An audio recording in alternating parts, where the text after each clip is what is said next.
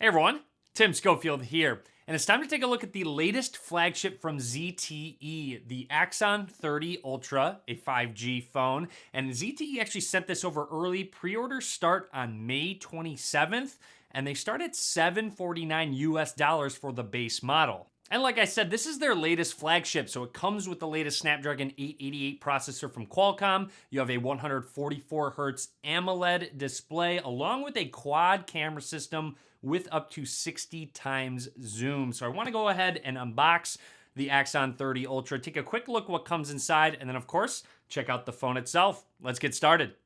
Here is the ZTE Axon 30 Ultra 5G. Opening up the box, looks like we have the phone. This is the black color for those wondering. We'll take a closer look at that in just a second. Continuing through. Inside we have our SIM ejection tool, warranty information, and looks like they did include a case, which we will put on later on in the video, a very minimal case. They also included a USB Type-C to 3.5mm headphone jack adapter. Finally included is the charging brick, which is USB Type-C, if you're interested in the stats of it, and also a USB Type-C to USB Type-C cable for charging. And on to what you came to see, the phone itself. Let's go ahead and take it out of the plastic. There's a quick look at the back. Now I'm going to boot up this phone. There's a big camera bump on the back. So we'll take a look at the camera and more. We'll take a close look at the hardware while it boots up. Down at the bottom, our dual SIM card slot, microphone, USB Type-C port, and one of our speakers. The bottom and top are very flat. Might actually be able to balance it on the top and bottom. I wouldn't recommend doing that. Now on the right side, you have your power button and volume rockers. Now the power button has a little bit more of extra texture to it, so you can tell the difference between the two buttons fairly easily. Also make note of the camera bump while looking at it from the sides and the top. And up towards the top is just another microphone.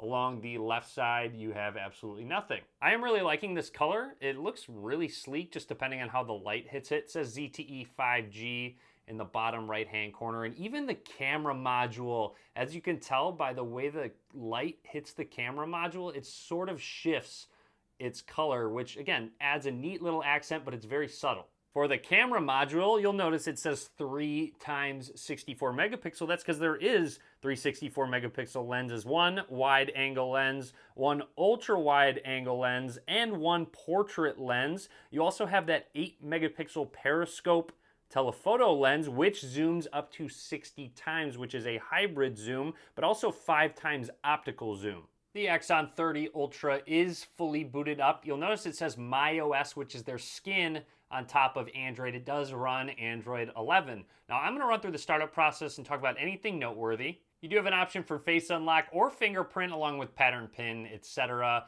And it is an in-display fingerprint scanner. Let's set that up now. Just lift our thumb, set it on down. Make sure we get a full scan. It says the edge of our fingerprints now. Little vibration feedback once I set this down. We will test this as well once we get to the home screen just to make sure it is working correctly. And that is it. We're all set up. Right off the bat, you have a few network settings. Smart Adaptive 5G to switch between 4G and 5G depending on the app, your connection, and then a dual Wi-Fi network speed up and mobile network speed up. Okay, we are all set up and ready to go. We do have gestures enabled. However, you can have the buttons at the bottom if you'd like to. Let's take a close look at this display. So this is a 6.67 inch AMOLED display at 2400 by 1080 resolution. You'll also notice that the sides of the display are curved a little bit. So it does leave for a smaller rail on the sides of the phone to grab onto, but aesthetically, makes it look really good. And like I mentioned, this is a 144 hertz display, which I can already tell is enabled just by how smooth the screen is transitioning. And you'll see it is on auto, so it will select the best refresh rate. So it might be at 120 hertz, might be at 144 hertz, but you can bump it all the way down to 60 hertz. I really like this setup, how you can customize the amount of hertz based on your liking. So if you are saying, oh, I like the 144 hertz, but it drains battery a little bit too much, but I still want a smoother experience, you can pump it down to 90 hertz, which will help with that battery life. I really like that they did this. I think this is how just about every manufacturer should handle the refresh rate of their phone. Let the consumer decide what refresh rate they want. And you can also show the refresh rate in the status bar. So just to make sure it's staying at 144 hertz, you'll notice it's not even changing up. The number at the top's not even changing as I switch these screens. So just installed a system update. There was one right out of the box and we're back. I want to make note, while I hold this phone, I sort of rest my pointer finger under the camera module with a little bit of leverage, makes it a little more comfortable to hold on to. Now let's go ahead and test out that in-display fingerprint scanner. Set our thumb down. That was very quick, very snappy. Now let's do it with the display off. So if I set it down, it does actually recommend it, even though it is an optical fingerprint scanner. If you set it down in the right spot, it knows that you're setting your thumb down and then it will read it and unlock the phone. Looks like I set it down the wrong spot. I find that it takes about a week to figure out that exact spot and you can pretty consistently just do it without looking. Now let's go ahead and hop into that camera app and just take a couple quick shots. Shutter speed is very quick. Down at the bottom, you'll notice you can go to that ultra wide angle lens very quickly, letting a lot more in. There is a 2x zoom in. There is also a 5x. Again, this 5x is the optical zoom, so this is not digital zoom. So get some quick shots there. And then if you press it again, it jumps all the way up to that 60 times zoom. So again, I'll need to probably be outside to actually zoom in 60 times, or you can zoom out a little bit more, pinch to zoom, to your liking. If you want to do a little bit less, that's totally fine. That clears it up quite a bit.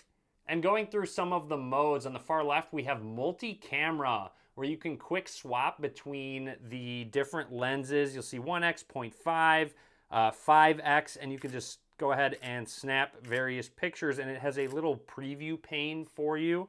Now, jumping into video, if we go into video settings, you can record all the way up to 8K video. This is at, I believe, 24 frames per second. It actually says 30 frames a second there, or you can record in 4K 60 frames a second. There's also night mode, portrait mode, and more. So if you want to check out all of the different ones, there's a manual mode, so you can customize it to your liking.